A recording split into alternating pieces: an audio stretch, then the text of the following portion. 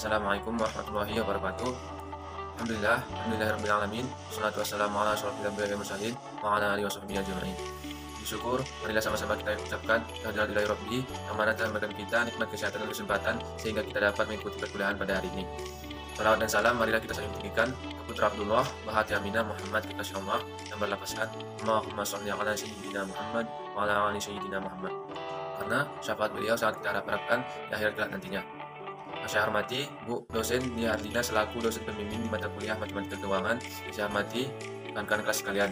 Di sini kami dari kelompok 1 akan mempresentasikan hasil diskusi kami mengenai amortisasi hutang. Sebelumnya perkenalkan, saya Friandi Rangkuti sebagai moderator dan kawan saya Liviani Tamimi sebagai pemateri pertama, Cindiala Putri sebagai pemateri kedua, dan Arini sebagai pemateri ketiga. Masuk ke materi, saya akan menjelaskan sedikit apa itu amortisasi. Istilah amortisasi kerap kali digunakan dalam dunia bisnis, khususnya dalam bidang keuangan dan akuntansi.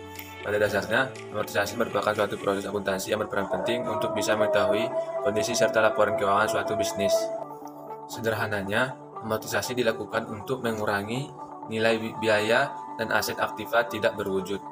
Kegiatan ini dilakukan secara berkala karena berhubungan dengan penyusutan ataupun depresiasi dan umur ekonomi pada aset perusahaan. Baik, untuk mempersingkat waktu, langsung saja pembacaan materi pertama yang akan disampaikan oleh saya sendiri. Pengertian amortisasi hutang. Dalam pengertian amortisasi adalah sebuah cara untuk melunasi hutang dalam jangka waktu tertentu secara bertahap. Contoh sederhana dari amortisasi ini adalah tagihan bulanan, seperti kredit kendaraan, pinjaman KPR, pinjaman kartu kredit, KPA, dan sebagainya. Amortisasi ini juga memiliki pengaruh terhadap aset ataupun amortisasi pajak atau amortisasi fiskal, di mana perhitungan ini dilakukan secara khusus ketika melakukan proses pembayaran. Baik, materi selanjutnya akan disampaikan oleh Saudari Liviani Tamimi. Kepada Saudari, saya persilahkan. Baik, terima kasih kepada moderator yang telah mempersilahkan saya. Selanjutnya saya akan membahas tentang B, besarnya pembayaran per periodik. Besarnya pembayaran periodik dalam amortisasi hutang dapat dihitung dengan cara yang sama dalam mencari besarnya pembayaran periodik pada anuitas biasa. Rumus untuk jumlah hutang sebagai nilai sekarang dari anuitas yaitu dapat diformulasikan dengan P sama dengan PV per 1 dikurang 1 tambah I dipangkatkan dengan min N per I. Dengan keterangan PV merupakan nilai sekarang atau saldo hutang, P merupakan jumlah yang dibayarkan secara periodik, I tingkat bunga, dan N jumlah periode. Untuk lebih memahami, di sini ada contoh soal. Dengan soal, seorang pedagang membeli 2 buah toko seharga 1.200.000.000 dengan membayarkan uang muka sebesar 200 juta dan sisanya dicicil setiap bulan selama 15 tahun dengan tingkat bunga 2% PA. Berapakah besarnya cicilan yang harus dibayarkan setiap bulan? Yaitu penyelesaiannya diketahui PV sama dengan 1,2 miliar, 200 juta sama dengan 1 miliar, dengan I 1% sama dengan 0,01, N sama dengan 15 kali 12, hasilnya 180. Yang ditanyakan adalah P. P sama dengan PV per 1 dikurang 1 tambah I dipangkatkan min N per I. 1 miliar dibagi 1 dikurang buka kurung 1 ditambah 0,01 dipangkatkan dengan min 180 per 0,01, hasilnya yaitu 12.480,01. Baik, saya kembalikan kepada moderator. Baik, terima kasih kepada Saudari Liviani Tamimi. Materi selanjutnya akan disampaikan oleh Saudari Cindiala Putri. Kepada Saudari, saya persilahkan.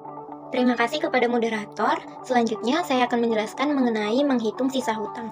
Baik kreditur ataupun debitur perlu mengetahui sisa hutang yang harus dibayar. Misalnya, ketika kreditur ingin menjual sisa piutangnya atau debitur ingin melunasi hutangnya dengan lebih cepat.